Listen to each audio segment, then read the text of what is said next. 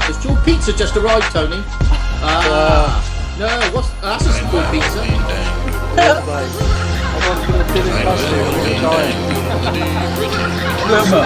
Really gonna get down to the nitty-gritty. You pizza? I want to know. Believe me, I want to know.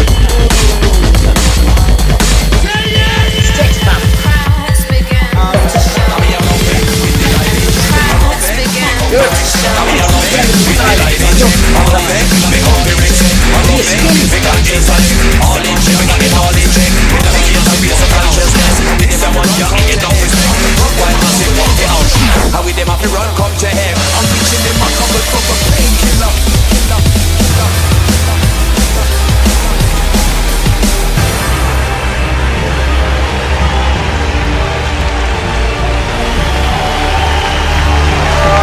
I love the best week in the world.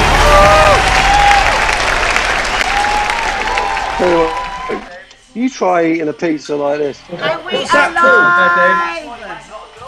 Hello! That's why you ain't got a girlfriend. Hi everybody! Hello. Hello. Hold up, what are you lot drinking? I'm Great. drinking. Really great. Alcohol. Three fingers. Alcohol. Shiraz. Okay. I just got a little Shiraz, like, you know, the red wine thing. Dandelion and burdock. Well, I'm coming my hoodie today. I'm freestyling. Sparkling. You know what I'm saying? I don't think it's really. Oh, thank you. You know what I mean? Looking well, pal, Welcome looking to well. Standing in My Truth, the music shop is a brand new edition of Music on a Friday. And of course, the first thing I'm going to do is bring up the band that I've worked with for so many years. It's the best way to start off having a fortnight.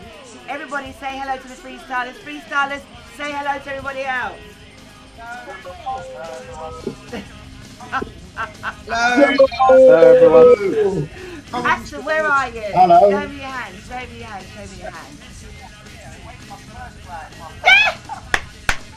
Yeah, waving my I love Spurs it, flag. I love it. Everybody's fine, aren't you? Well, I can't Yeah. believe it. I'm really well. Any excuse to touch his own nipple. I'm a bit I'm older gonna now start with today Aston since we today. started. I'm hoping I'm not shouting too much, but I'm going to start with Aston. Aston, Freestylers is something that you started a long time ago. And it wasn't just you, it was yourself with Matt. Yeah. Okay, so you and Matt started back in the day. Can you just give me a brief synopsis? How you got together? Because I'm sure you were with Black Posse, weren't you? Well, go for it. I want to hear. Let I everybody was, know. but that was like Talk even about it. way before that. So around about 95, I got signed to a record label called Fresh with a friend of mine, Andrew, Fresh Records. Matt was signed to Fresh Records with Andy, who does Pump DJs, and they had a really massive chart dance hit called You Sure Do by Strike. Great And tune. big hit in the UK and everywhere in Europe and Australia. Anyway, so we were signed to a record label, and we both didn't have studios, but the record company had studios, and we met at the studios working there because I was going there with Andrew, and Matt was going there with Andy, and basically we started talking about music and food and stuff like that, and then Matt wanted to make, because Matt knew me from the Black Posse stuff, and he was like a bit of a fan, and he wanted to make a tune with me. So this was about end of '96, I think, and we made our first track, which was called Drop the Boom, and then we put it out on, actually there was Drop the Boom, and there was a track called, I can't remember the other. Yeah. Anyway, we made we called it Scratch City. And then, and that kind of got a little bit of hype in like, especially in Florida, because we sampled something that was like popular in like a kind of Miami style back in those days. And we did a remix, and that kind of took off. And then we started doing more tracks. And then I made this loop up, which turned eventually into B-Boy Stance. And obviously that kind of changed the history for the act, because the track got loads of hype, went in the charts, and we formed the live band then as well. Yeah, big up Tenafly. I was just coming to that. So and obviously I have to big up Tenafly, Tenafly, unfortunately. Now the nucleus of the band, I mean, this band has transformed over a period of years, and so I would say, who were the first? I would say originators, because I've been with you a long time. There's a suggestion, because there was nothing around. So, there's a suggestion, because there was nothing around at the time. The record label, the Dave who owned Frescanova Fresh, he thought, oh, we could be really, really massive. And he thought by getting to a bigger audience, we should actually have a live band. So, originally, as a kind of live entity, we went out and it was just me and Matt on blow up the guitars, and we had a couple of break dancers, and we had samplers and a keyboard and what have you.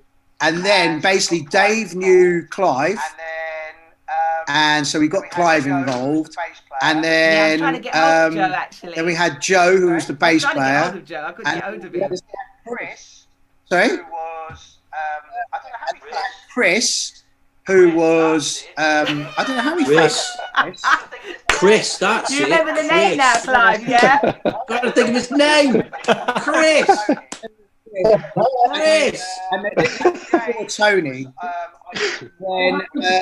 And Jay, who was I knew from working with as Black's Posse, who was and did all the scratching on B-Boy Stance, anything to do with scratching on the Freestylers tracks, and still does today.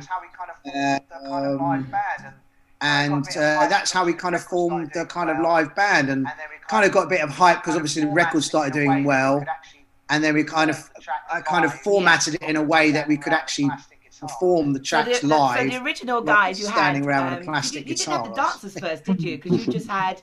Did you bring the dancers straight away? So basically, when we did actually.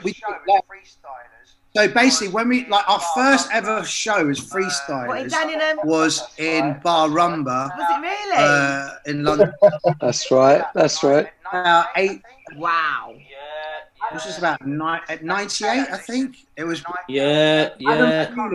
And Teo, they used to do a night down there.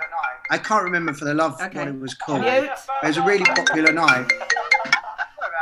Turn your phone off, Aston. Sorry about that.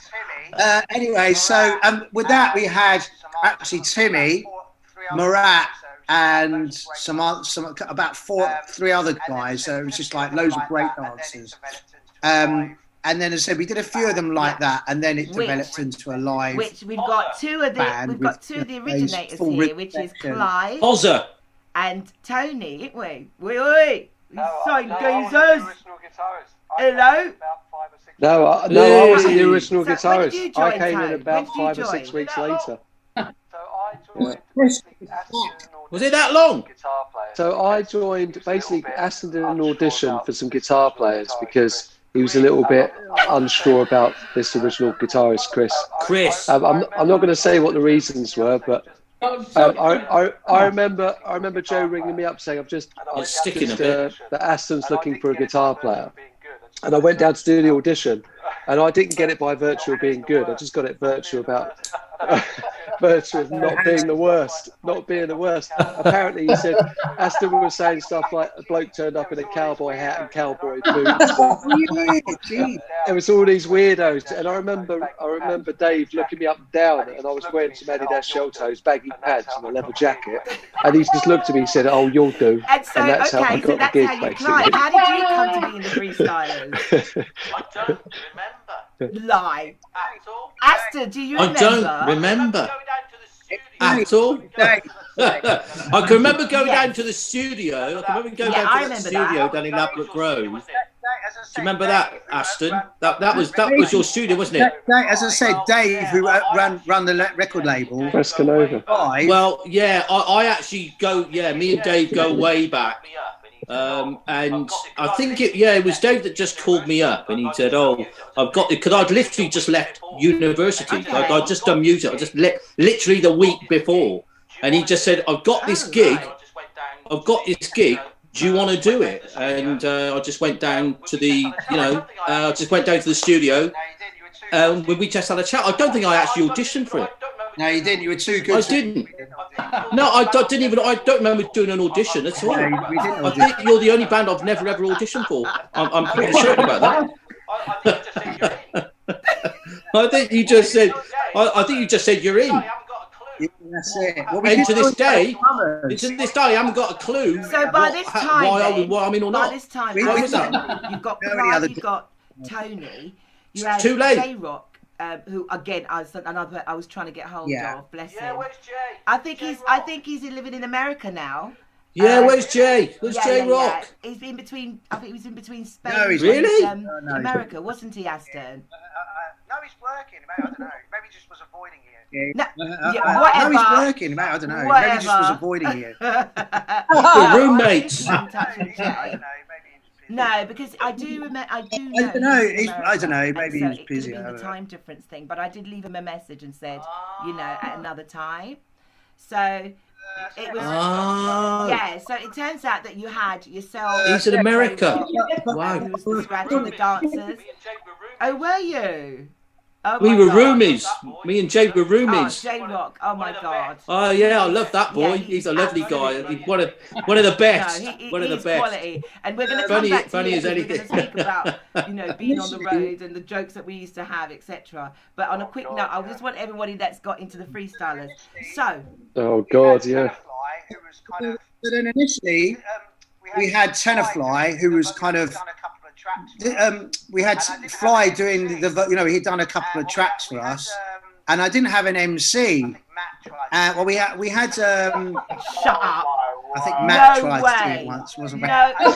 Oh my word. That is too funny. Yeah, I think Matt used to get very drunk and just not very. No, Yeah, Matt never. no, this Matt is never true. did that. Matt This never is did true. that. This is absolutely true. And then I got in contact with Navi. I met Navi from working with Right. Congo Natty, Rebel MC. That's how I met Tenafly as well. And I said to Navi, do you want to be part of something, blah, blah, blah. And he said, yeah, he came down. He hadn't recorded Roughneck at the time. But then obviously, then we did a whole album. We recorded Roughneck. Came out with Freestylers. Was it all B-Boy right. Stance? Hold it up. Was it is it B-Boy Stance? Pull the left door, mate. Pull the left B-Boy one, yeah. Stance first, or was it Roughneck that was first? What is it? Tony's getting his pizza. Sorry, guys, pizza. So for everyone out there, this is what Shut I the have left to put door. up on Shut a the left door on your regular way out. basis. I forgot I got AirPods. We made B-Boy Stance. Must have been about. We made B-Boy Stance in '97. Yeah, it was made in '97, and then it came out. I remember it came out in February '98. Because you'll never forget this. We did our first and one only ever performance on Top of the Pops with Clive. And Live. It was live. Oh right, so it was Tony Chris and then Tony. Ish. Okay. No, it was Which Chris. then brings me to, we'll come back to Fly Tony wasn't involved. and This was Navigator at some point here. What I want to do is speak to, we've obviously the game has transcended, and those two guys are no longer, but they are the pinnacle. Two guys that was the front, I would say the front singers, front MCs. They were the front guys for the freestylers. They were front at that and time. act, yes. Now, Yeah, they were the for front me, people. I got brought in by Navigator, and so like you, Clive, I didn't audition. That's right. Love. Do you know what I mean? Like I was. Hey, that makes two of us. I didn't audition here. I went in and he went, "Oh, you're lovely," were just and I like said, "Oh, some- thank you." And then then I I said, Aston, you're lovely. That's what I said. I said, Aston, you're lovely. And he said, it's your gig. It's yours. I love it. I thought myself set up lovely. Aston, I So love I you. came in. All right, I came you in got the roughly, gig. I think just as you did Pressure Point. I think it was. No, we hadn't done that. No, that was afterwards. Oh, was it after? No, we hadn't done that. No, that was afterwards. Now, I think the first time I met you, Say that again. did we do a festival in Trent Park? That's correct. That was. I think our the first time I met. met And you, remember you standing came there. to a show we did in Trent Park. That's it. And I remember coming there. Navigator or said to freshman's me, ball or an ended circle. I'm doing a gig, blah blah blah, and I think I had just done the garage track Good Rhymes with the Click, and he's saying, you know, the two worlds are going to collide, and he said, come to this show. And so my sister and I came up, and I was blown away. And I remember standing on the side and saying, it'd be wicked to sing in a band like that. And about a month later, that's what happened. I remember that you'd recorded the album and you had like, you needed... basically we wanted to add like a female. That's right. Basically we wanted to add like a female. And that's why when I turned up, you went, there was oh, no you're ladies nice. in the crew. And I said, oh, thank you. But no, on a more serious note, that's how I... But it's funny because You never said that to me. Because we sort of knew the same people, and there you were doing a completely different music that was just unbeknown to me. That's right. But you can't. Your music infused from breakbeat to dubstep to. I mean, dubstep has literally gone full circle because you were doing that already. And you had like the ska element. You had this whole infusion of rock steady music that I had never heard for. And then, which brings me to that. By the time we had myself, Tenorfly, and Navigator, and then they splintered off. We had Million Dan that came in, if you remember rightly, at some point. I'm not sure. Do you remember Million Dan came in? We got. That's how we then had the lovely Dave. So Dave, tell us how you joined Freestylers. That was on the third album. That was on Roller's Top. You, Dave. Hey. Who? You? Me? Yeah, that was me. Sorry. You falling asleep? Yeah. Yeah. It was. That was in 2004. That was Wayne. That was on 3 days. No, Again, I never had an audition. You did. I never. Alex Harding phoned me up. He always used to phone me up saying, Dave, Norman Cook wants a bass player for his project, Fat Boy Slim. And I thought, oh, wicked, nice one. He goes, no, I'm only joking. Then he phoned up saying, Dave, Aston wants a bass player for the Freestylers. I was just hung up on him for a second. What year was that, Dave? What year? No, he wasn't. The boy who cried wolf. Right, okay. What's that? And then 2004. No, Dave. 2004, mate. No, it's 2003, Dave, because I joined at the end of 2004. It was 2003, Dave. It was 2002. You know what? It might be 2002. No, it wasn't 2002.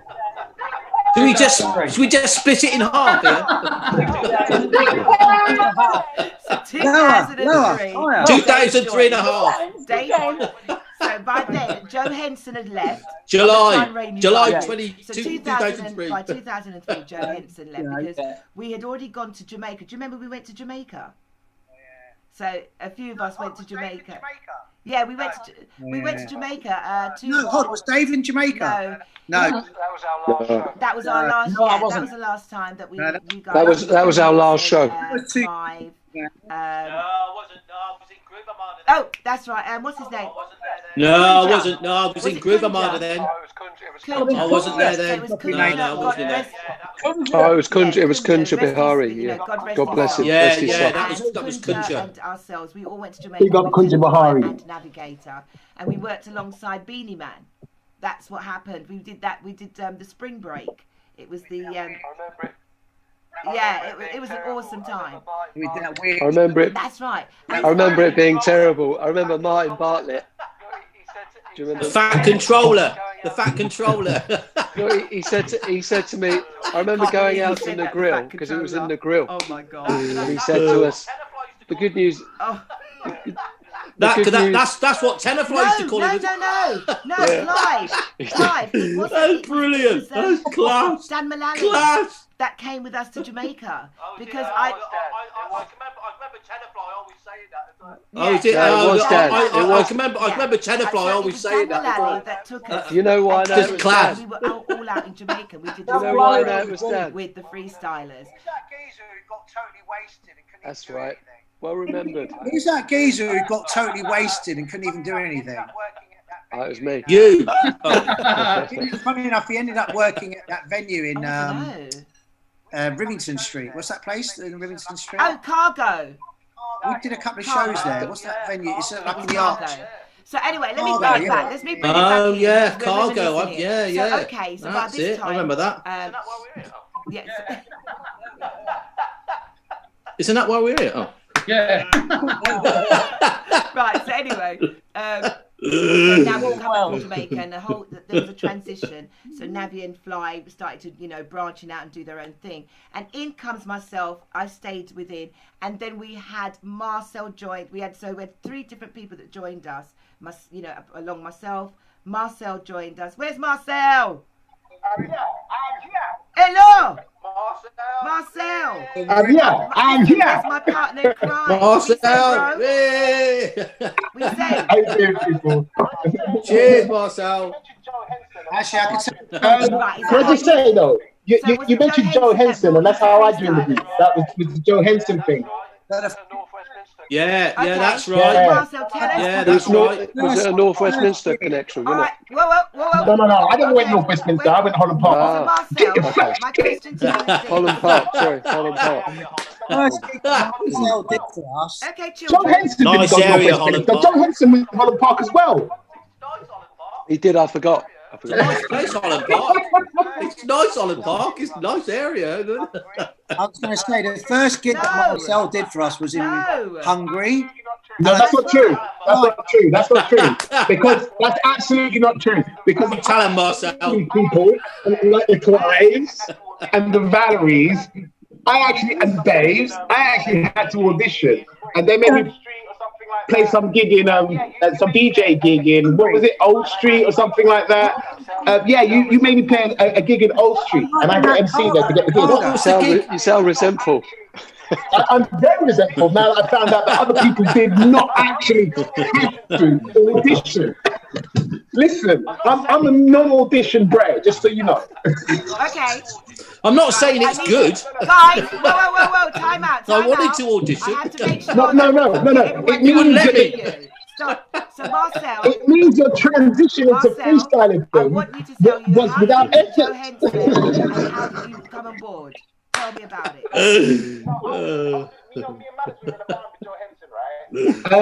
No, I was me and Manners were in a band with Joe Henson, right? It was called Seventh Son, and because Joe was at that time, he was the bass player. When they needed an MC, he said, yeah, go down and chat with Aston. So I did. I went to chat with Aston and that, and I thought, who are these fucking 2 pricks? And they invited me to. I remember I was in the studio, and Matt was going, just remember, less is more. And I was thinking, what are you talking about? And they asked me to MC at some DJ gig in Old Street, and I went down and MC there, and I was so much better than them. No. I mean, like, I was so inspired by them. No.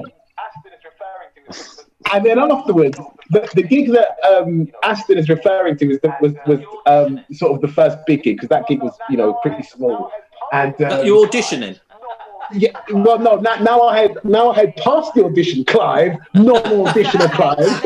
And then, so by this time, Marcel had joined us, and there was a mini tour. If you remember rightly, guys, there was a mini tour. George, I'm coming to you, and I'm coming to Toby. So, Rich, you were like the addition to the band. When did you join, and how did you join us? Yeah, for me it was just nepotism. Obviously, Dave was already in the team. I can't. He got me the gig. But the funny thing is, I did have to do an audition, even though my brother was in the band. So that's a bit. I really cannot cope with you lot. So it was nepotism and you joined. Smirnoff Ice tour first tour, didn't we? What was that Smirnoff tour that we did? It was great. It was great. That's what Marcel did it, and Millie and Dan did that with Marcel. Yeah. Millian was sick, to be fair. I like Millian. Yeah, so we did that. Yeah, we did that big tour. You what? Did we get any Smirnoff? It was a university tour. And there was a few other people on that tour. I can't remember. Was it not a car? DJ Yoda, that's it. Yeah, there was the DJ Yoda. Yeah. Ryan Shaw. Hello, Ryan. Fuzz Townsend. You what? Fuzz Townsend. That's it. Fuzz Townsend. And we did Yes. Bentley Rhythmates. Yeah, Bentley Rhythmates. First time all of us had gone onto a massive sleeper bus. Do you remember? They did go. Yeah, we were doing the sleeper bus tour, and it's actually big pink bus. Yeah, it was awesome. Dave goes, it was awesome. But no, so we've gone on this tour. And you know, a bit sarcastic there? So we've got everyone that's gone before us. Oh my God!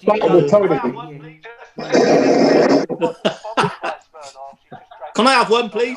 Just to be clear, it wasn't sponsored by Smirnoff. You just drank shitloads of it on the tour. Is that what we're saying? No, isn't that from the tour? That's why you called it the Smirnoff tour. Right, yeah? so just so I can tell everybody, I just tried to take the swim without taking the cap off. Exactly how you see them is how we are when we're on the road. There is just no difference. No, we don't. Yes, we are. And worse. No, we're not. Best behaviour, but I think we've got to be careful how we take care of each other. It then becomes quite muffled outside. That's the note that's coming back. So this is us, all freestylers. Toby then came on board because by then we had Martin Bartlett. We'd run poor Martin Bartlett into the ground. We had then had Dan Mullally, who twiddled his moustache and hello darling, lovely. And he just had enough. He couldn't deal with us. And poor Toby had to step in. Yeah, and poor Toby had to step in. Darling. Hi Toby. Hey, come on Toby. Come on, tell us how you became to marry. Tobes. Tobes. Hey. Well, I was driving your backline around and in a van all over Europe, and you were flying above me. You lot were all flying in your planes, and I was driving around Europe with all your backline in the van. Yeah, business class. Yeah. With Aston paying the bills, damn it. Yeah. Well, Aston was going business class. You lot weren't. 5:30 in the morning. We'd get on the plane and we'd all put our tickets in, and then Aston would go, "Okay, I'll see you guys a bit later," and he's gone. He'd go on an earlier flight, so we're all just fucked. Yeah, he'd go on an earlier flight, just so we're all just fucked. So yes, Toby, just give us. So you came on board. What year was it that you came on board? Martin Bartlett was the tour manager at the time, I think, first of all. Martin Bartlett was the tour manager at the time, I think, first of all, because I think we did Concord, and he came out after the gig. I remember that. And then, Dan Mullally, I carried on with Dan Mullally. I think I did do a university tour with you guys, actually, because I remember doing a few. Newcastle, and you drove everyone up to Newcastle or something. Do you remember that? I think that was one of the first gigs. Actually, then you ended up doing backline. For one gig, we did backline. Well, that was it was a mobile phone thing, wasn't it? A massive gig in Newcastle. The Proclaimers played at it, actually. Oh, was that Orange Festival in Newcastle? Oh my God, I don't remember that. And they all started throwing their rainbacks at us. Julie might have been doing that. Okay. General. So other people in between. I'm going to come to George. We've had a few other people that. So when we've had a few people come in and dip in for each other. I just want to give out a big love and rest in peace to Kunja, who died a few years. Rest in peace to Kunja. awesome guy. Awesome guy. So, do you know what I mean? Rest your soul in peace. Yeah. He used to drum when Clive had then migrated, because Clive used to do a bit in between Groove Armada, and so Kunja came in and we alternated in between. We've also had a few other drummers, which was like Sam Edwards, who's now gone on, he's married and is now doing a filming company, and he does what's those bands? What do you do those circuit? What do you do those things? Was it that what? That's it, function band. That's so wrong. Sorry, Sam. Function band. Do you know what I mean? Yeah, so he did this for the function band. But and then we had George, who's beautifully joined us today. Were you saying, George? Oh, good, yeah. What are you saying, Val? I'm saying all right, baby. Oh, good, yeah. All right. What are you saying, Val? I'm like a ghetto chick today. You know what I mean? That's what I'm talking about. I'm so glad that you've Well, you look great as usual, love. I know that. That's great. Who invited you to the Freestylers? I'm so glad you invited me. Thanks. A few depths for us and stuff. Sorry? Well, just to find out, yeah. What would you like to do to him? Well, just to find out, yeah. I was actually auditioned.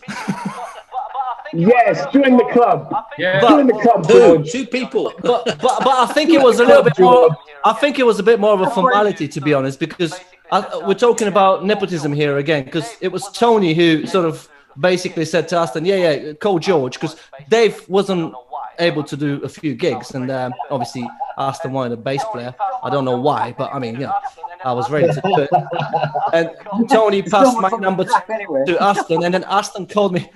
Aston called me to his studio in Kensal or something like that. I think it was Kensal, and I went in, and I kind of sort of mucked around with I brought my octave pedals and my EQ pedals with my Rickenbacker and all that, and when I left out, I didn't really think that the audition went that well, to be honest, but he ended up calling me back, so yeah, there you go.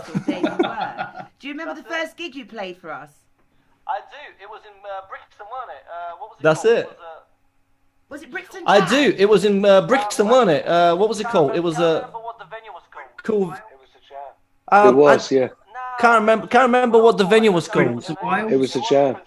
It was I think it was Prince of Wales more like. I can't remember the name. It was a Prince of Wales, and it was a pub. So 100%. I'm going to drag us back a bit. Yeah, because I did it with you. I forgot. So, that's it. Again, we've lost. So we talked, Kunja, who was the drummer, and we've also. I'm hoping that we're going to get to another special guest joining us very shortly. I hope he's going to be able to join us, and because we haven't spoken about Navigator. Do you know what I mean? So we've got Navigator. We've got Tenor knows what's good for him. We've also had a few great backliner guys from Tim Hardstaff. We had Jamie Young. We also had the wonderful and glorious Ricky. Yeah. All right. Rest in peace. If you've all got a glass in your hand, I would love you to all Ricky. put a hand up. Ricky. To Ricky. My brother. You're all a bunch of cunts. Ricky. Absolutely. Yeah, Ricky Ricketts. I love you, matey. Go ahead. Always will. Can I tell a quick anecdote about Ricky? So we were going to Norway with Ricky. I think we were flying with Air whatever. It was a Norwegian Air, whichever airline it was. It was one of those little tuk-tuk planes, that could barely sort of get off the ground. And there was only 15 people could fit on this plane. And I remember flying over there. It was Finland, maybe Finland. I could be wrong. It was a beautiful place. Anyway, we were playing on the beach with Fatboy Slim. Oh, wherever it was, yeah. And then we were all really Leningrad. We're all on this plane, like really nervous because it was kind of buffering around all over the place. 2-engine prop thing. Shitting ourselves. Over the intercom, out of nowhere, comes this voice, and this Ricky, and all he says, I won't use the phrase, but he says, "You're all a bunch of CUNTs," and we couldn't stop laughing. The plane nearly crashed because we were laughing so much. This was pre 9/11 when you could actually sit in the cockpit, and I remember Aston got up to sit in the cockpit to landing. Yeah, I remember. And all the equipment ended up being on the runway, and the plane took off. Oh God. What? He ended up going to another flight. It was on another plane. No, that's right. No. The story, we were going to Cork Jazz Festival. Cork from Heathrow, but it was really bad weather. And I remember that basically we got to the airport, I don't know, let's say the flight was meant to be at midday. We were still sat in the airport at 8 o'clock at night. Then we got taken off one plane, then got put on another plane. And I was sitting behind Martin on the window. We have a window seat. And I saw them, because at the time we had these huge trunks with all the gear in. And I saw them take the equipment off the plane. Well, I don't know, they didn't put it on there. And I said to Martin, they haven't put the gear on the plane. He was going, nah, don't be so stupid. Of course it's on there. Anyway, I actually said that to you as well, yeah. Eventually, we got to Dublin about 12 o'clock at night or 1 o'clock in the morning. Wow. How did you... Got there. Did you aim to do the gig? Equipment was still in London.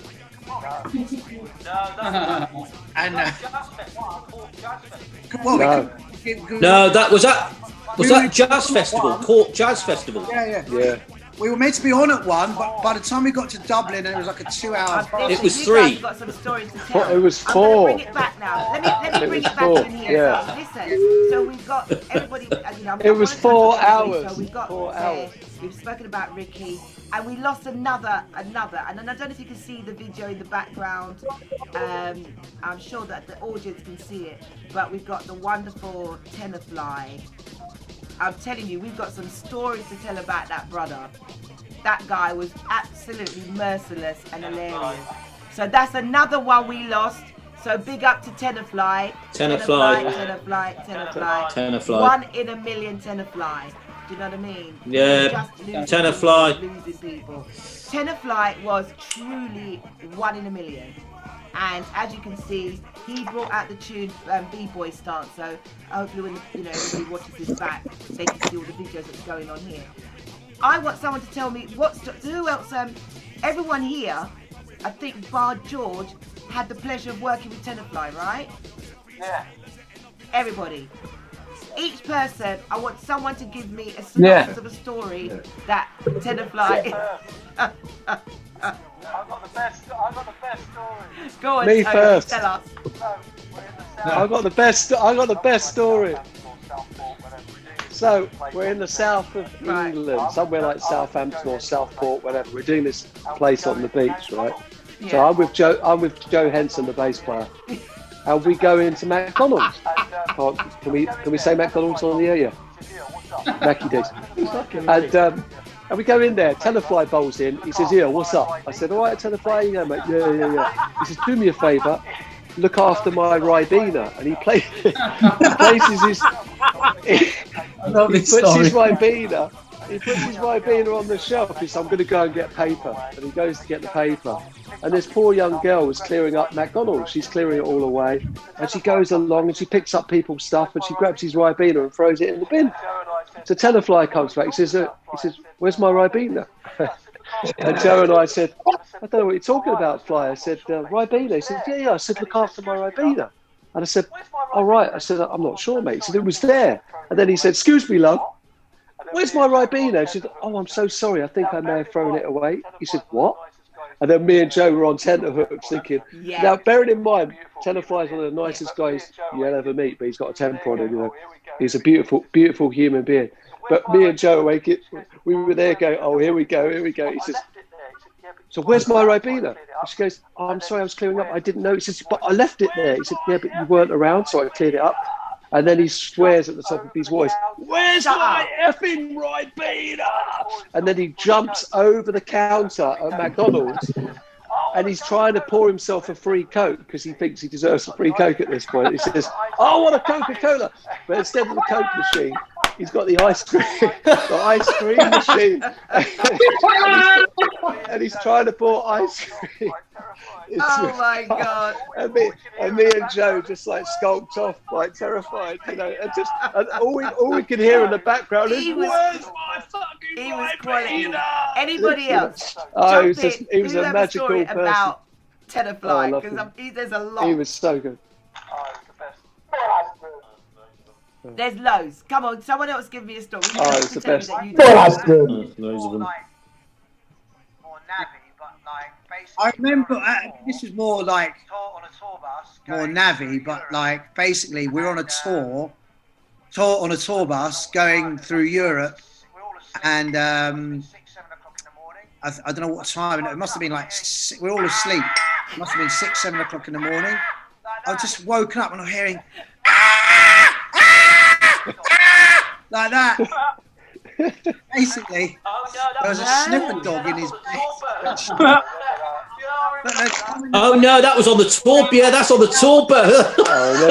Yeah, I remember that. And all of us had to get off, and there was these dogs just sniffing in the. Oh yeah, I remember that. That was Montreux Jazz Festival. That was. Yeah, that's it. Yeah, it was that. Of Tenafly was we and, were going and to our Finland, trailer. and it was us with J-Rock. Yeah, you were there, weren't you, Tony and Joe? I think we were all going to Finland. That was the one where we were on that little plane, I think. No, do you know what? I don't remember. That was the one where we were on that little plane. I So think. we got on this plane, and Tenafly, you know, he loved his Hennessy or Cavassier, and he was drinking and drinking before we even left the airport. Before we got onto the plane, he was drinking. He was so absolutely sloshed. So he's got on the plane and he sat next to J-Rock. So what J-Rock did was he got a bit of paper. Do you remember that? And he wrote. Sorry. Oh, yeah. He wrote on the chest and said, what's it? Something about this is my boyfriend, and he put an arrow pointed to J-Rock. And there was all these Japanese tourists. Yeah, or something like that. And they all kept walking by and going, arigato, and taking pictures of him while he was sleeping. He was so drunk that he was slobbering, and he had all. Do you remember? He didn't like flying. That he didn't. He really. Well, yeah, but wasn't that big? And so wasn't that because he didn't like flying? Yeah. He hated flying. Yeah. All I can remember, we used to wheel him in a wheelchair. That's right. To try and get him sedated as much with alcohol because he hated flying. So we would wheel him in a wheelchair to get through to the fucking plane. That's what it was, you know, because he just hated it. Because they'd never seen anything like it, and he was dribbling, and he just had all this dribble. It was just ridiculous. Oh, it's classic. Totally ridiculous. I remember Jason used to you know, you get the miniature alcohols. I remember Jason used to like basically undo the bottle top, and Fly would be asleep, and he'd have his hand holding the alcohol because he'd fallen asleep, but he'd like be holding it, and it'd be like, so it'd be a little bit over, and they were just like, ugh. That's right. And I was trying to see if I could find. I remember Joe got pictures of him dribbling all over himself. It was crazy. Yeah. So we've seen a bit of. That was coming from Finland, actually. Tenafly. And we've got the one and only navigator, Mr. Originator, Mr. Roughneck. I was at some point, he's recording at the moment. I have spoken to him. And even if he doesn't come in today, I will be interviewing him completely separately if I don't get him on today. Because he's got a big story to tell. But he is one of the originators of the Freestylers. I'm going to bring it right back round to part. We've already got everybody else in. So I'm going to go back to you, Aston. Aston, when you did Raw as Fuck, which, I can swear because that's the name of the album. That's the name of the title. That's the name of the album. So Raw as Fuck, half of us, majority of us that's here. That's the name of the title. Came in on that album. So we got Raw as Fuck. How did you transition? Because the music started to change from then. Why did you change some of the sounds of your music? Is that because you felt that you need to go with the times?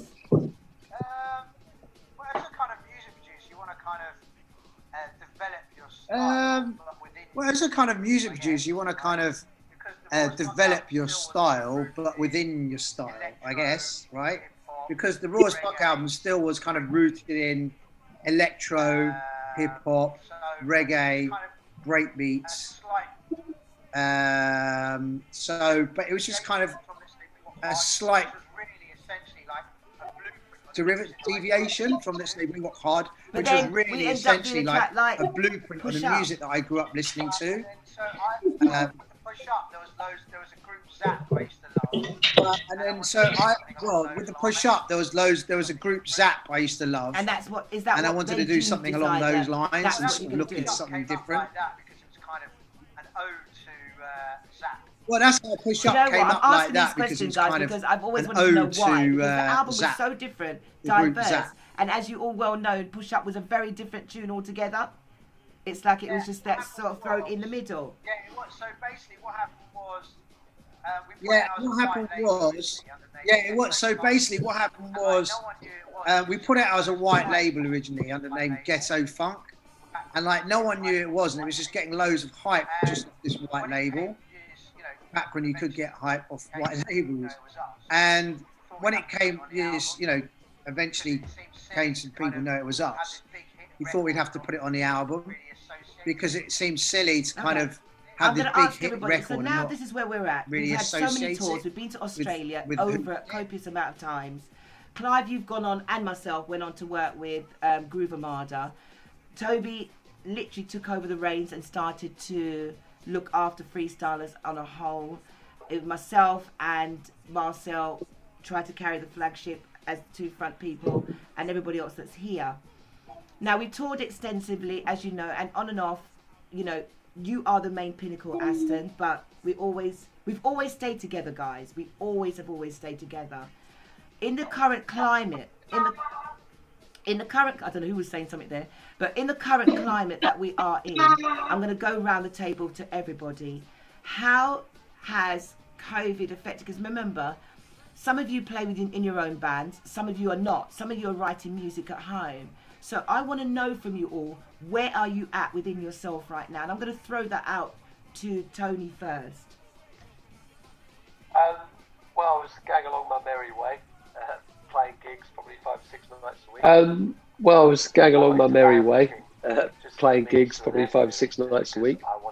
I got into band booking just as a means to an end, really, just because I wanted to make sure I was useful to venues around London. And then I was kind of on the back foot already with venues paying me constantly late and constantly chasing invoices. I would say that Brexit was the nail and COVID was the hammer. That's how I describe it. Brexit was the nail, COVID was the hammer. And that kind of was a massive impact. I think for the first 2 months I was curled up in a ball in the corner of my bedroom, probably crying. And then once I came to terms with it all, I sort of opened up and started to sort of make reason of it all and decided, it's do or die here. This is about survival now. I think like most of us, I went from earning money to zero I got a text message. I don't know, you guys sort of hit a brick wall, but I would say I hit a brick wall is the way of describing it. And then once I got over the initial panic, then the kind of creative kicked in. And then you start to think, all right, I've got to make this work now. And that's when I started sort of mustering up ideas. I think the best way of describing it was I was in limbo, just waiting to see what's going to happen. I think we're kind of still in limbo. Nobody knows how it's going to pan out. So we're kind of all, the coin is firmly tossed in the air at the moment. And we're all waiting to see. We're all waiting to see whether it's heads or tails. I can tell you this, though, COVID is temporary. Whatever anybody thinks, no matter how low they are, no matter how bad it gets, this will be a blip on the landscape. It's just going to take a while. And I think that's the way to think about it, is we've got to be in it for the long haul. This is about long-term survival. But we won't go into that. We'll come back to that later on. Toby, how has it affected you, the whole of this COVID, with us not being able to... Yeah. You thrive on having your fleet of, trucks out there. You supply. So tell people a little bit more about... Because it's not just Freestylers you deal with. You cover a copious amount of bands. What is the impact to you?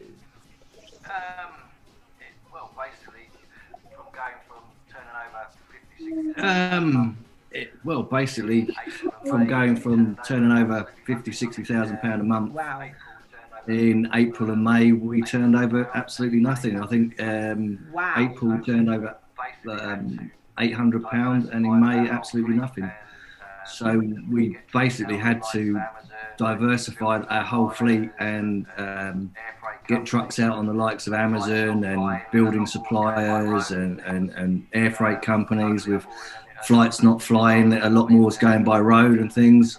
Luckily, I brought in a business partner, and we've turned the business around, and we've got now 10 trucks out on the road, But the trucks, running all are over they Europe only, and keeping the country music-based, going. or Really, are they just Now, they used to be totally music based, but now like, not now. They used to be absolutely totally music based, but now we've got one truck out on film stuff at the moment, which is sort of keeping going. But yeah, the rest of it is all general haulage now. It's totally all new to me. I've spent 25 years in the industry just dealing with music bands and dealing with American bands and bands from all over Europe, all over the world that used to use us. But now, yeah, it's totally general haulage, and it's totally gone a different way.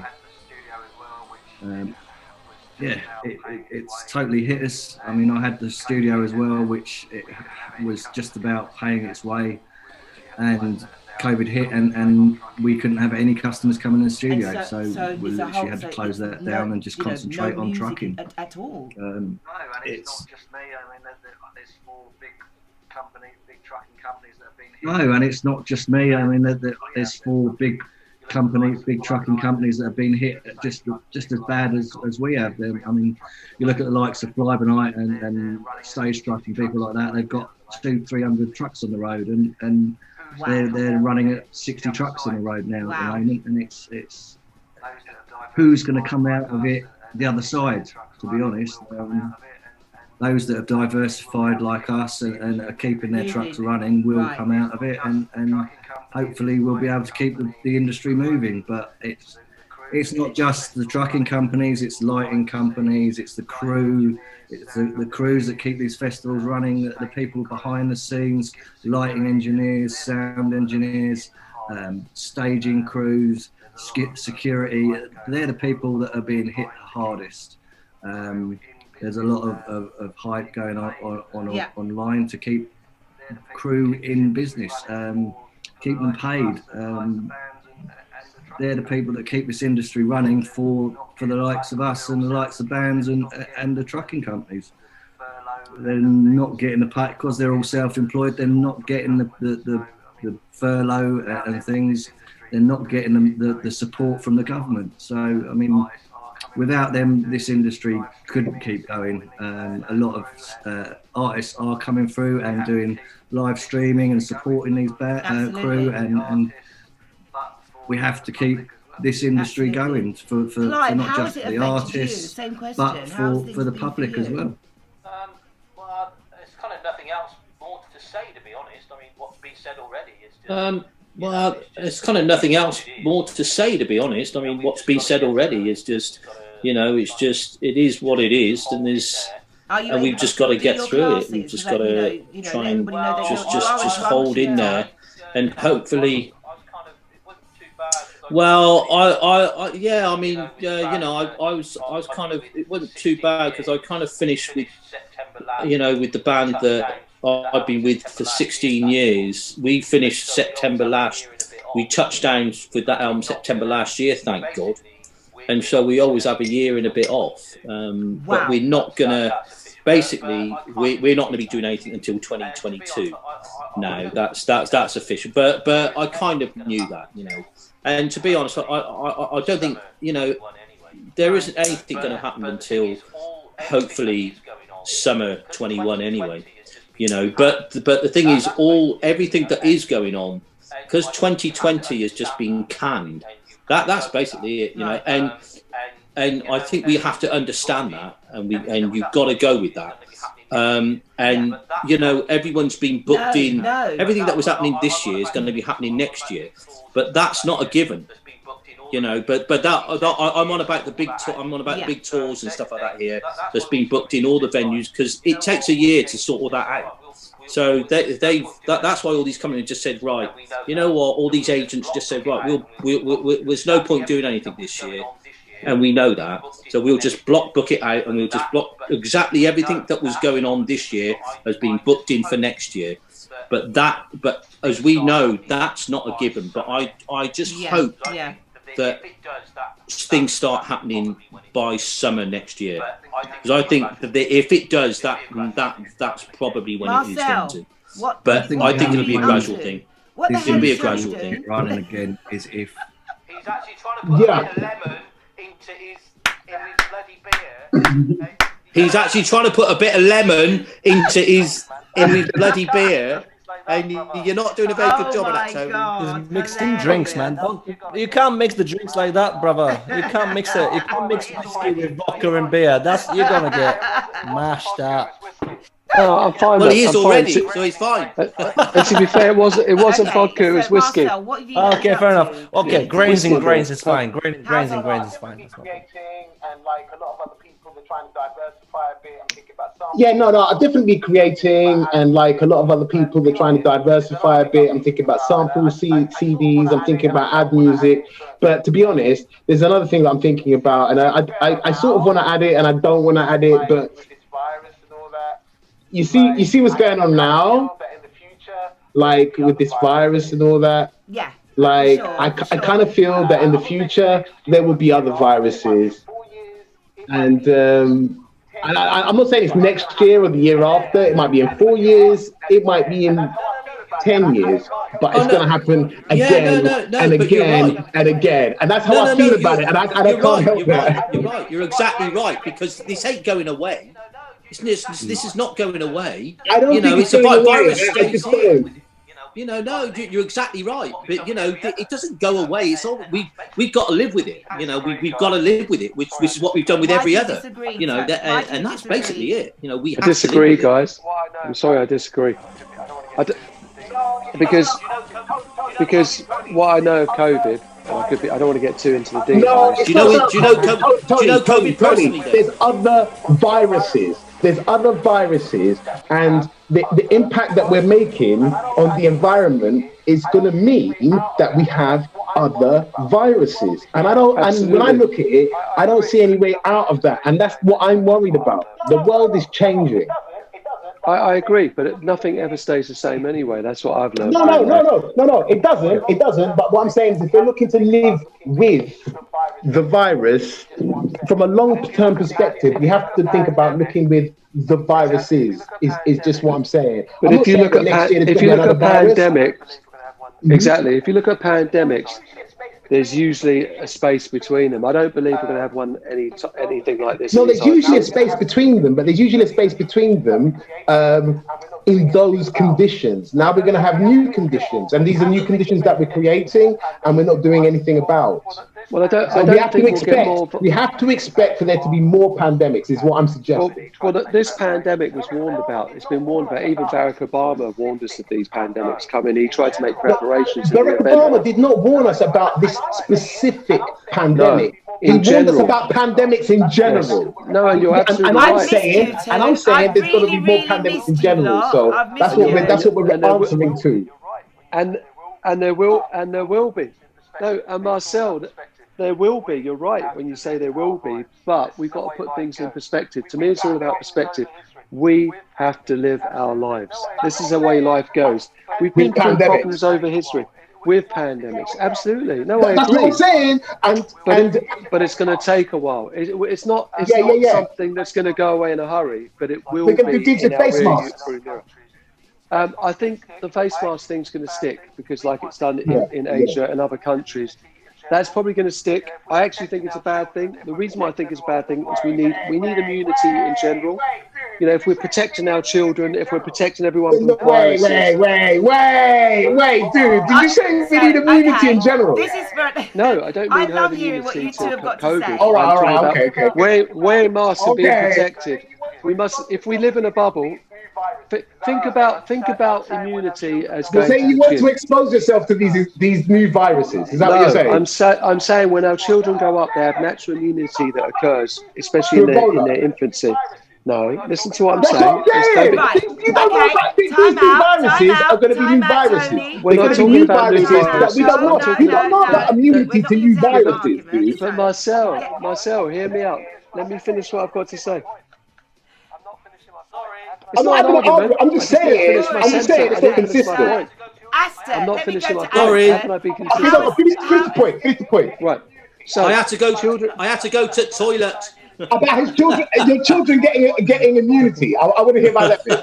I'm not talking about immunity to COVID. I'm talking about my fear The of wearing viruses in masks. general. No, masks in general. Because what happens is, to give you my son just caught a virus this week, right? It's a general virus, a cold, a flu, and they become robust. It's like going to the gymnasium. My fear is that if we become a mask culture, that we then become more protected, so we're desensitized to things in general. When something big comes along, it has a much bigger impact, you see. Yeah, but what I'm saying is that the variety of viruses that we're going to have, we don't know if we're going to be able to build up immunity to them or not. Do you know what I mean? What I'm saying is there's going to be so many. What I'm saying is you can't build up immunity to everything. I mean, there's no time. That was what the Ebola comment was about. There's no time to. Nobody got immunity to Ebola. Do you know what I mean? Like maybe one dude somewhere, but by the time it comes for you, that's it. Do you know what I'm saying? I knew this was going to happen. I knew this was going to happen. I was talking about mask wearing in general. We talked about when I said I think people are going to wear masks. As I was saying, right? Oh no, I'm just talking about masks. I wasn't talking about other big COVIDs. You know. Anyway, move on. Do bears shit in the woods? Do fish piss in the sea? You knew this was going to happen. I knew this was going to happen. I don't know what this is. We're having a discussion. Valerie, it doesn't matter. We're all going to die. Hooray! Aston, how has COVID been for you? I'm going to try and rein these two in.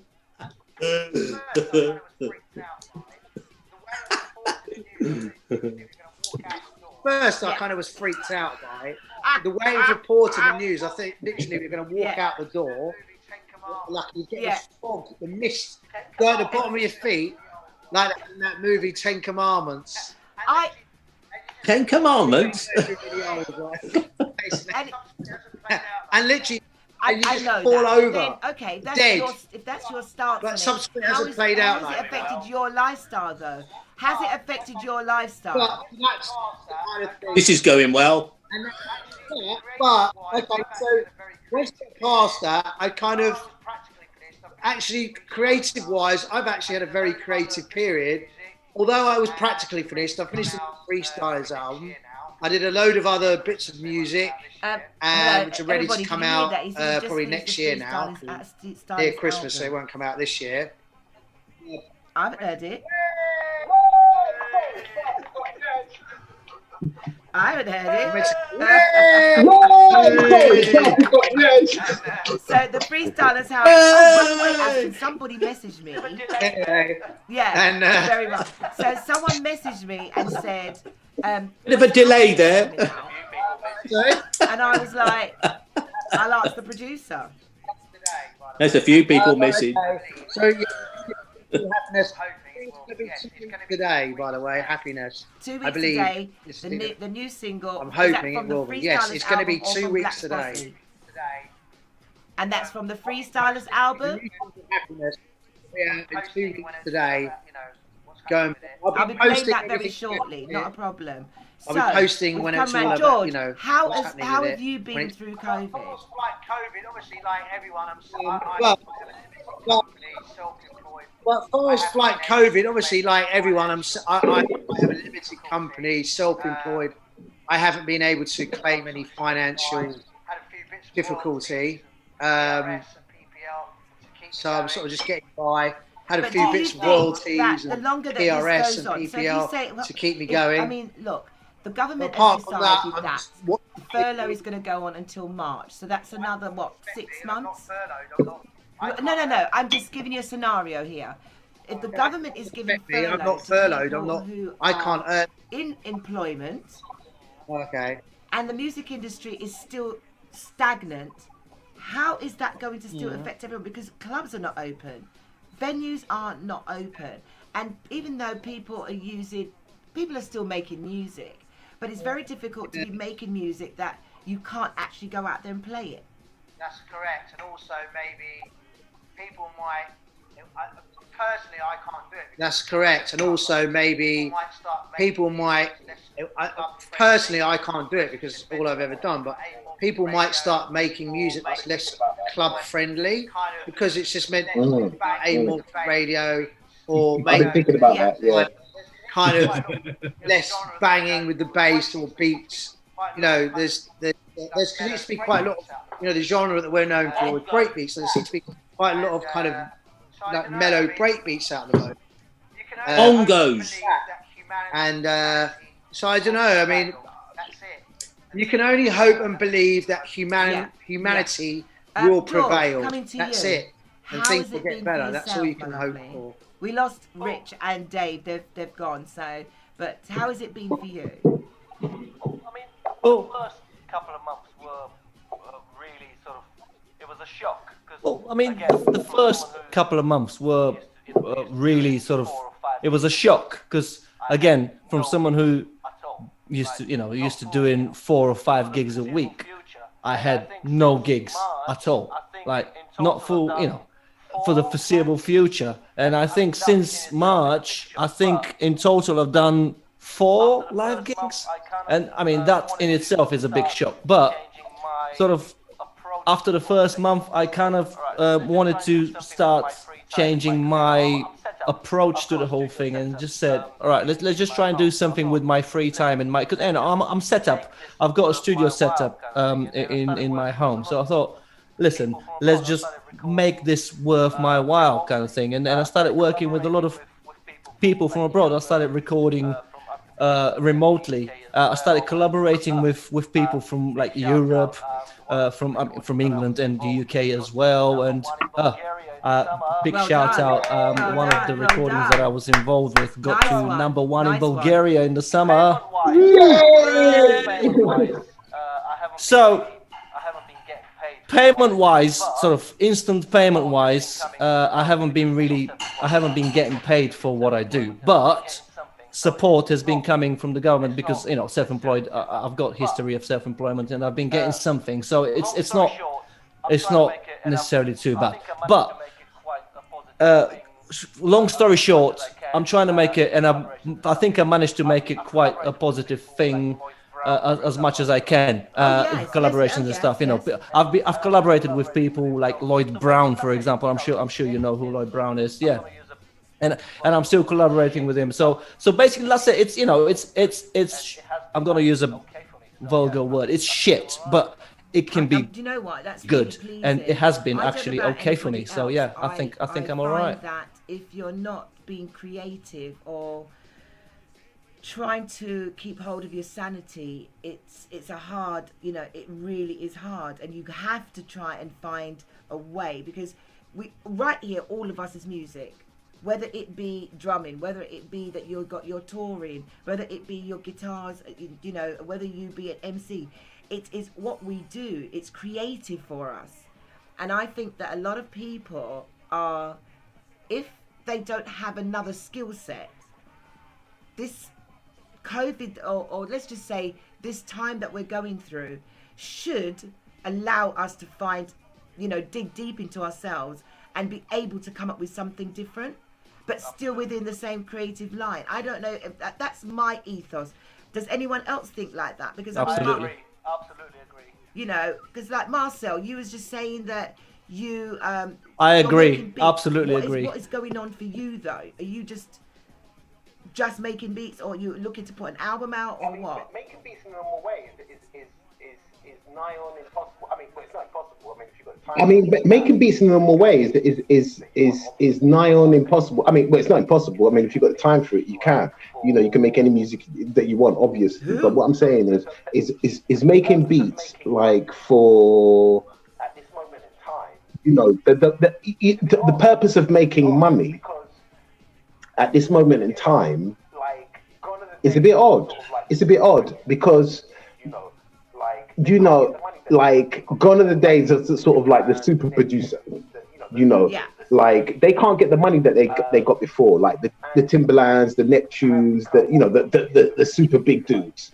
And beats have become, or, you know, pieces of music, if you like, they've become valuable than they were before. You go on the internet, you pick one, you do your song, and you get a hit record with that. You know, we could show loads of hit records of people who just jacked a rhythm off the internet. You know, that they saw sounds like so and so, you know, sounds like this producer, or sounds like that producer, or sounds like this record, or sounds like that record. They jack it and they pay money for it, you know, like a few hundred quid. And that's it. So, you know, how do you make money out of that? So making music in the way that we made before is odd. It's weird. Just making music just from your heart and your soul or something has become strange. And the only people doing that left are people that really mean it. Like, and so I still do it sometimes. But you have to start looking at things like adverts. You have to start looking at things like, you know, sample CDs.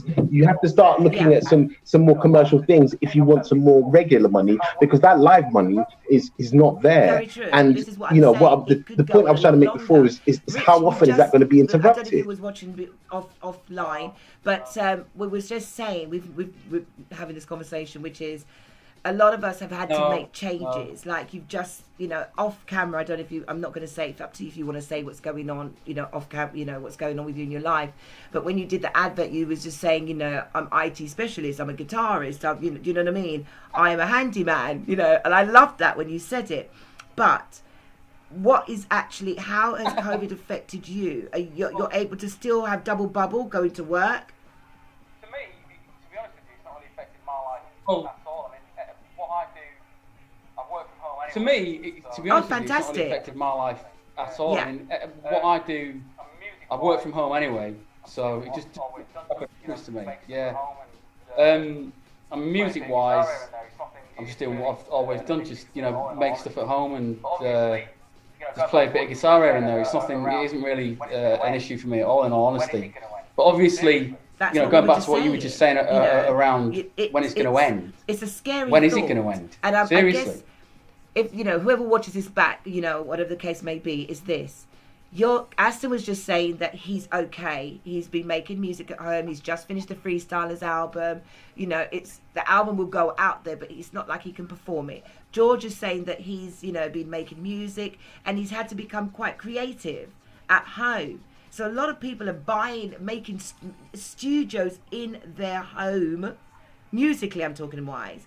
But if you don't have that confidence, or you don't have that experience, and you don't feel that you're comfortable to make your own music per se, you have to find another way of income. You have to find you've got to have some form of ingenuity to say, I have to survive.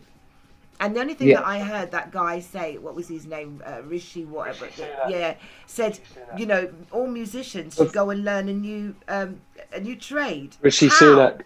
I mean, it's an insult, isn't it? Really? That is an insult to everybody that is trained and has been doing music for years. I mean, it is an insult, isn't it? Really.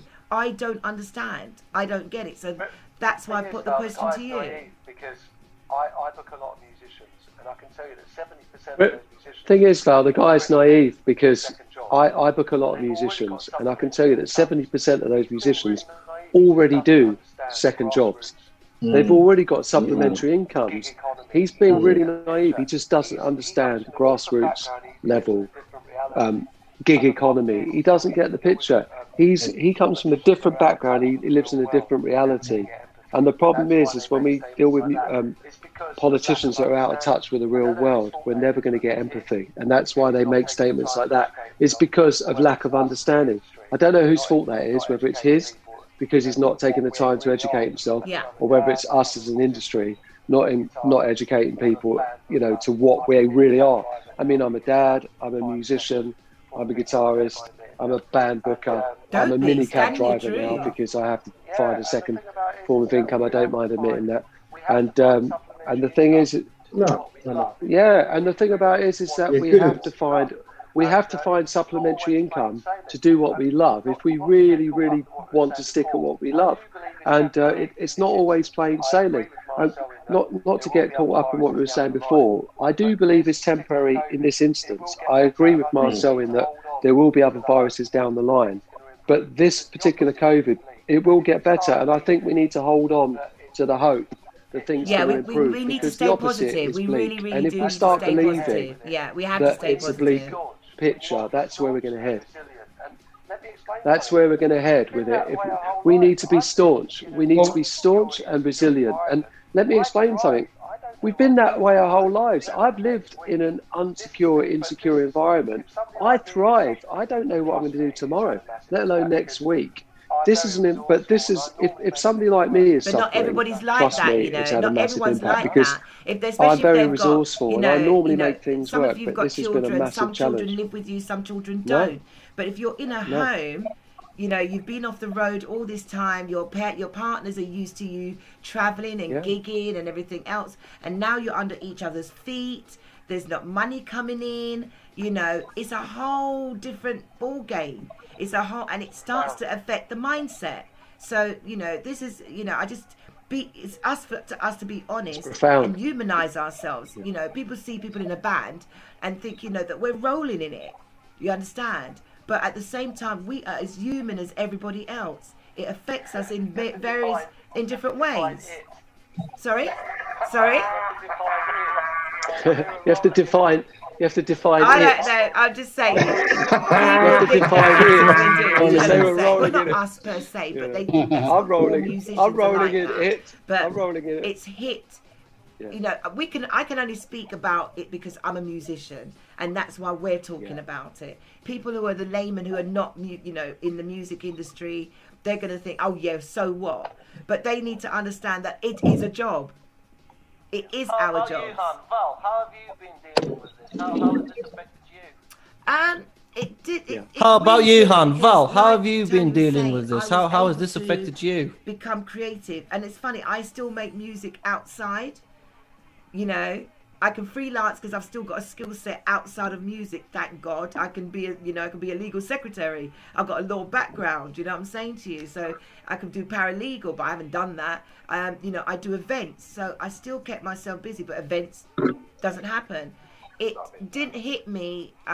You know, it didn't hit my mental stability only up until about probably a month and a half ago, where I was so uncertain. But then I decided that if I can't make music and I can't put any music out, which I still do, I like presenting. I like talking to other people. I don't need to jump on anyone's bandwagon. I could probably just put up, as you guys know, I could just turn on the camera and I would talk for hours and days about a subject. And so I thought, okay, how best can I use my skill set? And this is one of it. I decided to open Standing in My Truth, and I wanted other people to, I'm not making any money out of this. I wanted other people to come on the platform and talk about how they felt, whether it be COVID, whether it be mental awareness, meditation, or just having a laugh and music. This week I wanted a bit of music playing, but Aston wasn't set up for that. So, you know, the show it's not how I wanted it to be. But as far as I'm concerned, I still got my musician friends here. And I'm able to still talk to everybody because I've missed everyone. I generally have missed everyone. Yeah, exactly. So even though we've gone live, I know what you mean, Val. I know what you mean about that. It's nice to get together like this. We were live. Yeah. It was just nice that we are in the same space, and all of us. How are we coping? Some of us have had death. I've had a few deaths around me. We've had bad news stories, bad luck, but we've had to keep holding on to. You know, we've had to hold on, like for dear life, and say, okay, I need to do better. I'm struggling, but I'm going to try and do better. I think with most things, though, sorry to cut across. That's okay. Sorry, Sonny, I was just going to say, just very quickly, Aston did mention... I think with most things, though, sorry to cut across. Sorry, Sonny, I was just going to say, just very quickly, Aston did mention prior to the call that he's going to give us all a retainer until the new album comes out, so... Oh, my days. So till next week, then, 'cause it's coming out next week. Is that monthly, Aston? What? Is that every month, Aston? Yeah, till June next year? Is that the retainer? Cheesy Pops. Is that I'm the coming retainer? to collect tomorrow, Aston. Cheesy That's Watsits. rubbish. Cheesy Pops. Face flavors. So, I know that we lost Dave. There'll be salt vinegar I spirals. don't want this to be morbid. I don't know. I've got some music. That's a Freestylers. Yeah, that's a Freestylers rider, isn't it? Shortly. I was going to come back to. Sorry. What? Please don't. Oh my days! I will play it before we go out. You lot are rubbish. I want to hear it. Before we look. No, I've never heard it. I'm just joking. I've never heard it either. I just wanted to ask everybody else. Best thing you hear all year. Just be honest, even if it hasn't been bothering you, has it affect your mental well-being? You don't need to speak about it. If you've been fine, then fine. You don't have to. I've learnt not to be ashamed of it anymore. I've learnt to admit, and say if I feel anxious, I deal with it. I speak to someone. Did you find that your behaviour changed? Even if you haven't spoken to anybody, what have you done for yourself when you felt any sort of anxiety? Because I'm sure you all felt a bit of anxiousness when you found out that you couldn't do any work. What did you do? I'm throwing that to Toby. How did you deal with it? I'm still dealing with it. Thanks to guys like you, friends are the biggest. I'm still dealing with it. Thanks to guys like you, friends are the biggest people that help you get through times like this, I think. Aston, Val, Tony. Yeah, condolences. You've all been there for me. It's been tough. I lost my mum as well in May, so it's... Sorry, Toby. But yeah, What about you, it's Clive? friends and talking through it with people. That's the best thing you can do.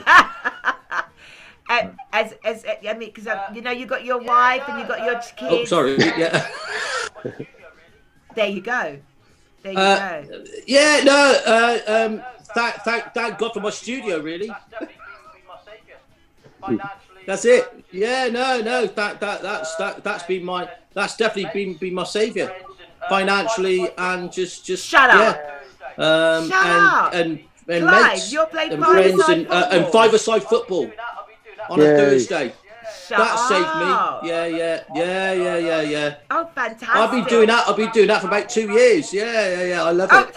I love it. Oh, that's fun. Oh no, I love it. Yeah, okay, all right. And Wolverhampton Wanderers. That's good. That's what I wanted to know. Aston, any different? I'm doing all right. You don't look it. You look like you're good. At first was a bit freaked out by it all because I didn't know how it was At first was a bit freaked out by it all because I didn't know how it was going to play out. Something totally new. As the months wore on, Where's Marcel gone? I mean, apart from finishing the album and doing tunes, yes, the most important thing has been friends. When we weren't really meant to go out the house in the first lockdown, just talking on house party and just friends, FaceTiming, and just staying in contact with people, really. And it was kind of, it was fine. Now it's kind of like, well, it is what it is. Hello. You just got to be. I mean, I've known a couple of people have had it, but fortunately not. Have a drink for me too.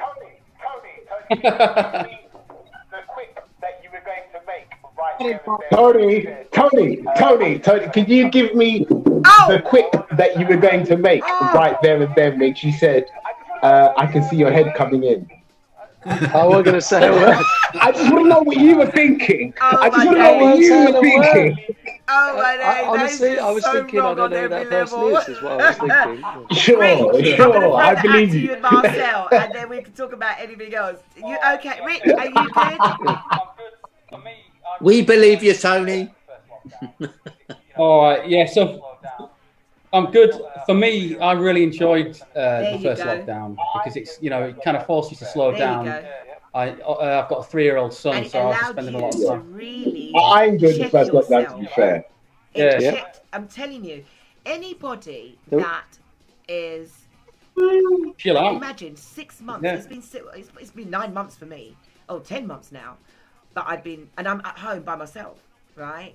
And 10 months of literally by yourself in your home and limited contact, just about even talking to anybody on a regular, if that makes any sense. But if anyone that's gone through COVID and hasn't looked into themselves deep within, you're wasting you've just wasted yourself. That's my opinion. I truly believe that this was a time that you should check who you are as an individual, look into yourself, you know, whether you don't believe in yourself spiritually or anything, but it tested everybody, every sinew in your body. This lockdown tested everybody, and some people may change and some people won't, you know. But I agree with that. What's that, Terry? I was going to say, I agree with that. I was going to say we're quite lucky over here, because like in Spain, if they wanted to go out the house, they had to log in. Anyone could just go to shops at any time. There you go. There are countries that are worse off than us. Same conversation I had with someone else. We're very lucky. George, I know you said earlier that you, been a bit more you know, you became creative, but did it affect any of did your well-being suffer, or was you okay? How did you deal with it? Well, the first month was pretty bad. I mean, I actually got physically ill. Well, the first month was pretty bad. I mean, I actually got physically ill. I had rashes all over my body. But then it's sort of, as you said, you know, look at myself and my partner. I love that. She's been my sort of, I don't know, my savior. She's really helped me sort of keep on going and actually rediscover what can be done with this free time, where, you know, because when you have too much free time, you know, being busy all the time beforehand, you kind of don't really know what to do with it. And that kind of, it was quite easy actually. So yeah, I think I'm in a better place now than I was before the lockdown. Funny enough, it's quite weird. It's quite weird. Tore your studio down and reverted it back to being a warehouse. Why? Tell us why. And I mean, if you want to, I mean, if you can. No bands rehearsing. There's no gigs going on, so nobody needs to rehearse. No bands rehearsing. There's no gigs going on, so nobody needs to rehearse. Plus, beautiful studio, social distancing and I mean, I'm sure you guys would agree. Not viable, as Rishi Sunak says. It's not viable. Lovely studio. It was painful, but I also enjoyed it. Yeah. It was painful, but I also enjoyed ripping it down. Took it out on it. I got a lot of anger out. Love you too, mate. Love you too. Jump back in quickly, because I want to put this out. Yeah, I mean, and then, if it's not viable financially, there's no point carrying on. You know, shut it all down, because I'm trying to get this bloody music up. But if I do, it's only me that's on the screen. Because I wanted to play, let me see if I can. I think I can actually. I don't know. I want to play Aston's tune. Take one, call.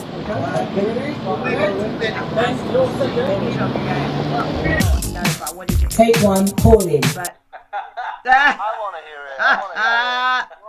I'm hoping that I can. I don't see it. I want to hear it. I want to hear it. No, I'm not. I definitely found it. I'm not. You're doing it on purpose.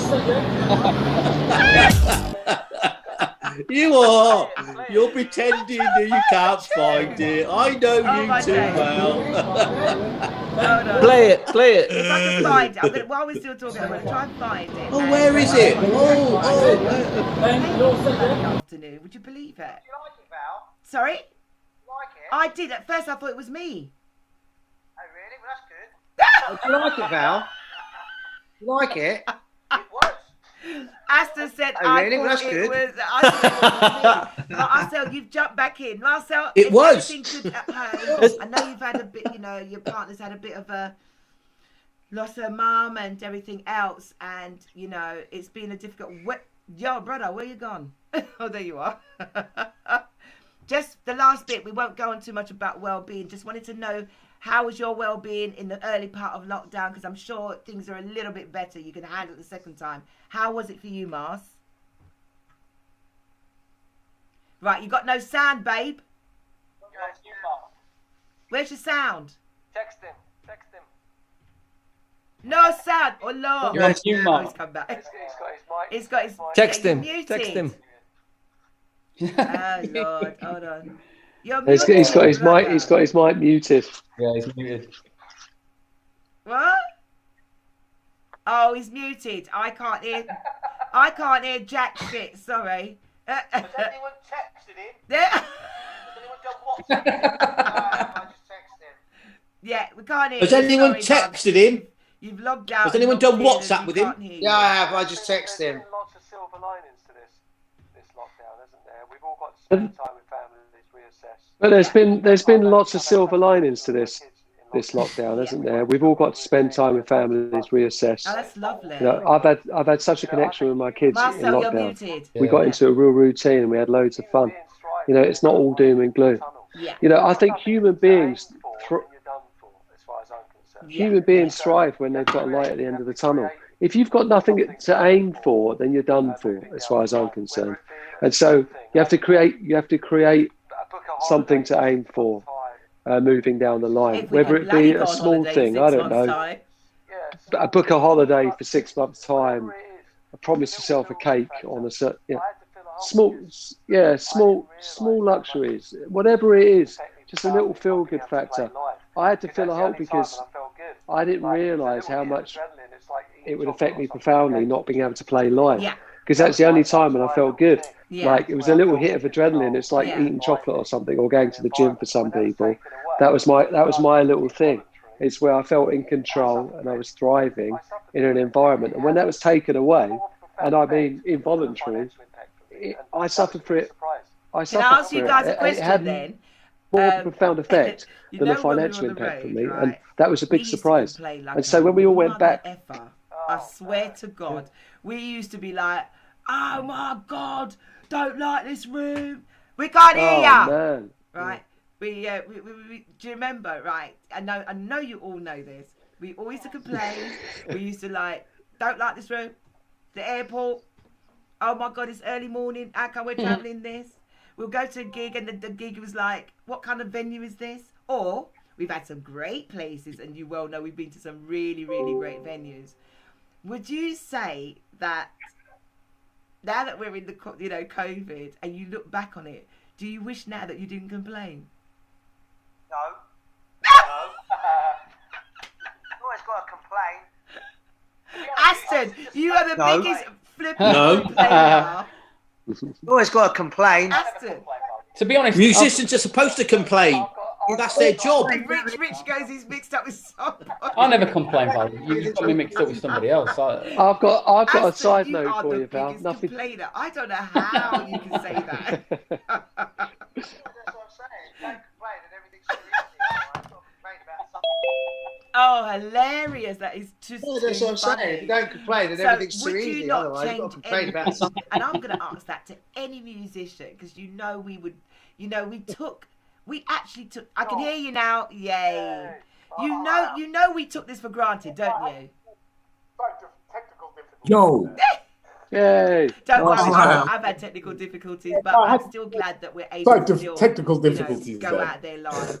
I was just saying, Marcel, that all the times that we're not the only band that did that, but we used to complain when we were on the road. We'd be cussing, and that, we've had our ups and downs and arguments, but we still come together back as a family, right? Would you say, what? Yeah, sure. And I think this COVID thing, it's Yeah, sure. Yeah, sure. And I think this COVID thing, it's we just have to find new ways. Yeah, basically, yeah. Hilarious. We have to argue over soon. Yeah, we just need to find a new way. I like what Tony. When I was not off. I mean, like, you know. But I It's a difficult one. I like what Tony. When I was not off. I mean, I was on, but I was not. But I like what Tony was saying about reconnecting with family, and it is a good time to connect with family and do those sorts of things. I think that's really good, and that's what I've been doing as well. But yeah. But I don't know how much of it I have to solidify for a long period of time. Not everybody likes being in the bubble. Do you know what I'm saying? Feeling what am I telling my family for real? You know what I mean? Just feels like, you're in a plane one day, and the next day, you know what I mean? We're not used to being in a bubble. If you're in a band, you're in a plane one day, and the next day, you know what I mean? You're in different environments, different people, like Aston feels people like all the time. But right now, you just have to get involved with like the people that's just right next door. Stop it!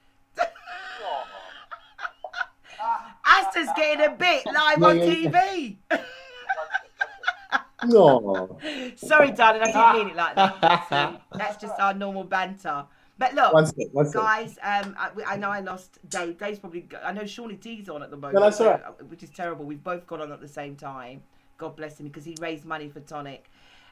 Is there anybody want to give a shout out to anyone? I already want to just give a shout out, Aston. I hope you do as well, to everybody that had been in Freestylers. I hope we gave enough insight, because we could have been sitting here talking forever, but we've been on an hour and a half already. I'm gutted that I'm not being able to play all the music whilst you're on the screen with me. I can, but it would be behind me. And I personally like to thank everyone who's been involved from day one up until now. I personally like to thank everyone who's been involved from day one up until now, as far as everyone that's I've worked with, singers, MCs, musicians, tour managers, management, and obviously everyone, the fans, core fans that are supporting us. Hopefully we'll get some new fans and go back on the road. We're allowed to go back on and do some more shows, basically.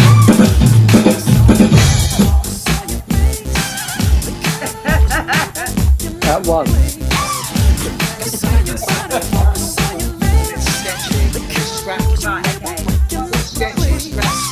What's that?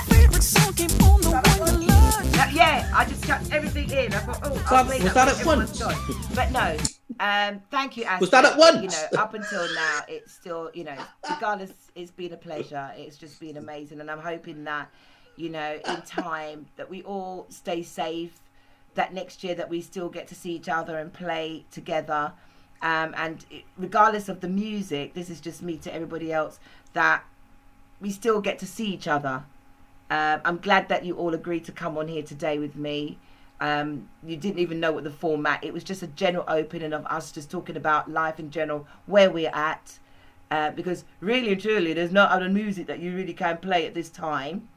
I'm just really pleased that Clive, you're still doing your drum clinic. Rich, good congratulations, and you know why I'm telling you congratulations. Do you know what I'm saying to you? Marcel, I'm dying to hear those music that you've made, and you know that me and you are going to be do some entanglement. That didn't sound right, actually. We're going to be... Yeah, we do some entanglement at some point, and we're the same with George. And the same with hopefully, Clive, at some point you'll come back and drum with Maxfield. And Toby, you're always going to be the nuclear that keeps the gel together, managing the Freestylers and also friendship-wise. If anybody else wants to say anything, please say it now, and then we, say goodbye. That's all I want to say. I want to say thank you to Aston, actually, because he started a little catalyst and a little journey for me. Thank you, Val. That's all I want to say. I want to say thank you to Aston, actually, because he started a little catalyst and a little journey for me back in the day. I remember doing an audition and he said to me, "Can you play this sample?" And I said, "Yeah, can you play this sample?" And that little spark there just ignited a whole heap of fun and experiences that I wouldn't have otherwise had. I think I may have mentioned it to Aston before, so thank you, Aston. Appreciate it, mate. Thank you, Tony, for time and effort. I'd just like to say, I've been in this band many years. Yeah, and it's a journey. You lot are shaggering. And you it lot are shows. I'm waiting for the sarcasm. Because we're just better and better, you see.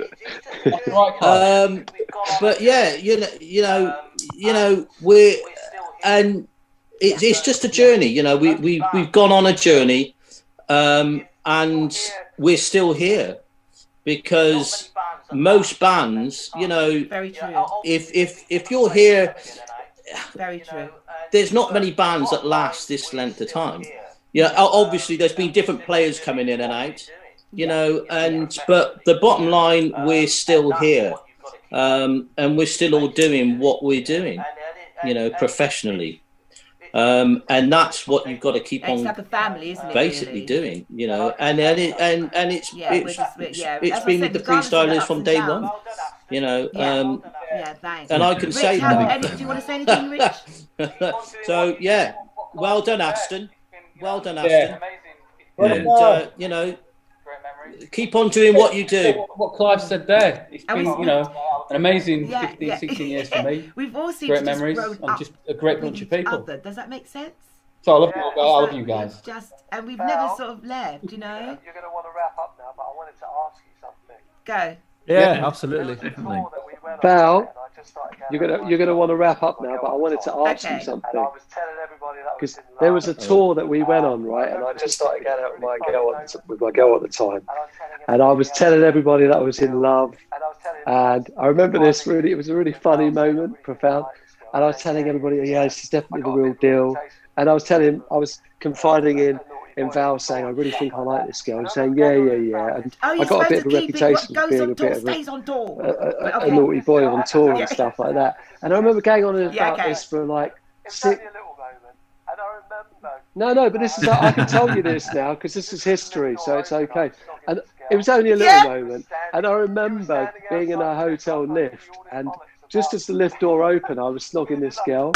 And you were standing outside the lift after I give you all this bollocks about being in love. And I just remember a moment where, as you looked at me and I looked at you, and it wasn't a girl. I looked at you, and I just remember pushing the closed door button, and then the doors just closed, and I went back there, and I was thinking, yeah. I remember going. In my defence, it'd only been 2 weeks. As I said to you, we've got some stories that we can tell, so it needs to just stay. It didn't last, so it was all good. Yeah. No, I know that, darling. Yeah. Marcel, anything George, is there anything I'm allowed you want to to talk about myself. I wasn't talking about anyone else. Thanks for inviting me tonight, Val. It was just a funny moment. Thank you guys for having me. Being a part of this. I just want to say thanks for inviting me tonight, Val, and thank you guys for having me, being a part of this, you know, this great band. You got the final word. That's pretty much it, really. I mean, it's been great times. I sent you. We'll be gigging soon, Georgie. We'll be gigging soon. Looking forward to that. No, I didn't get a £3.24. I got £3.21. Yeah, and that is the skanky person that you are. Like, you couldn't even give me the £3.24. You had to give me £3.21. Val, let's talk. It's been a pleasure, guys. Aston, listen, you better tell me who that is. That person that you're with, because I've never seen you smile so much. But yeah, what? Has anyone ever seen Aston smile that much? Because I haven't. How is your sister?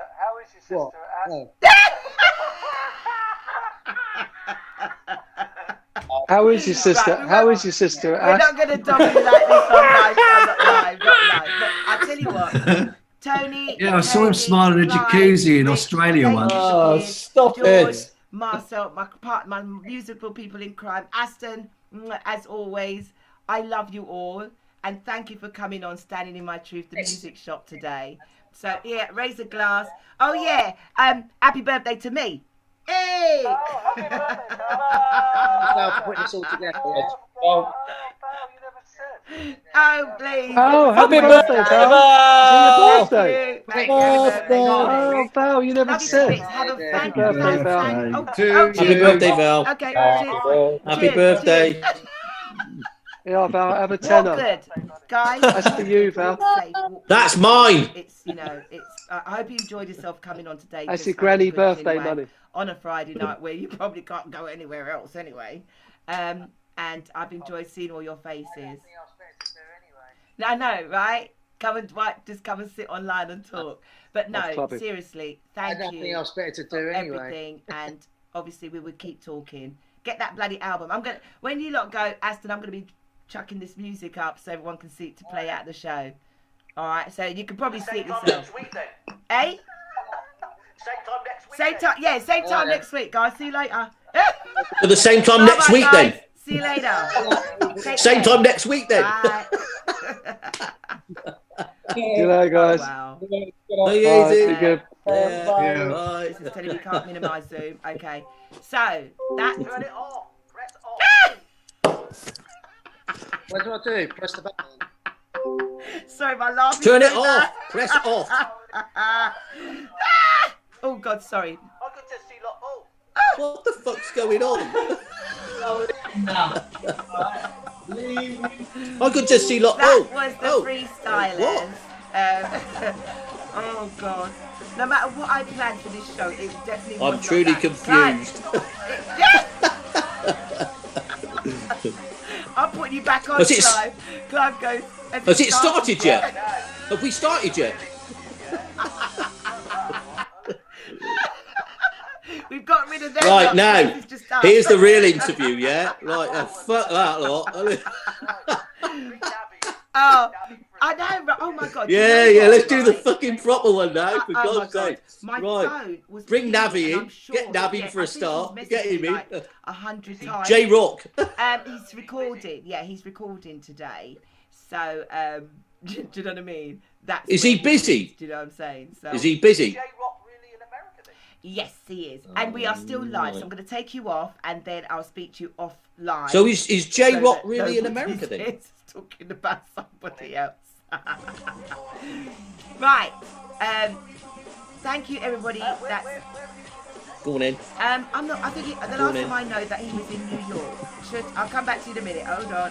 Where is he in the States? I'm shutting out. Oh, you still doing your thing? And we're out. We're going to be out of here. So, thank everybody for joining me today. Let me get that here.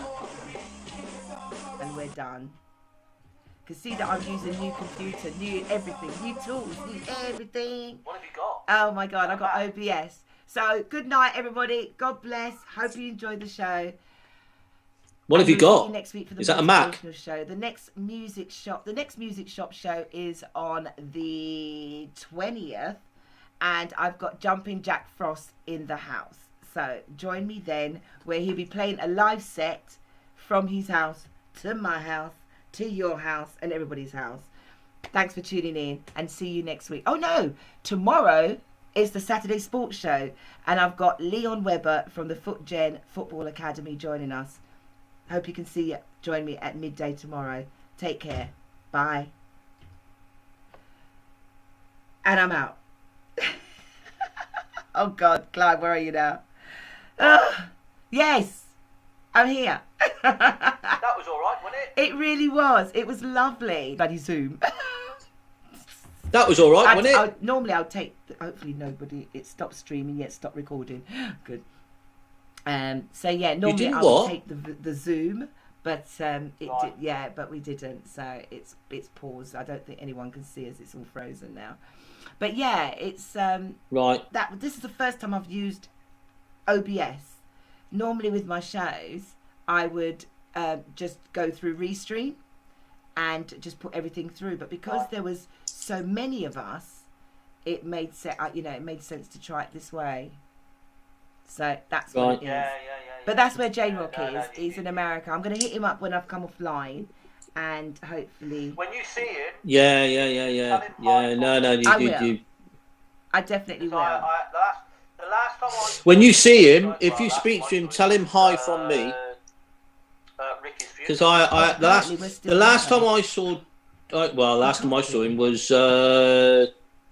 Ricky's funeral. Yeah. Yeah. When you see him, tell him hi. I will tell do. him hi from me. I will do. We need to come off then, don't we? Take care of yourself, and I'll see you later. When you see him, tell him Bye. tell him hi. Tell him hi from me. Okay. Take it easy. Yeah. See you, Val. Bye.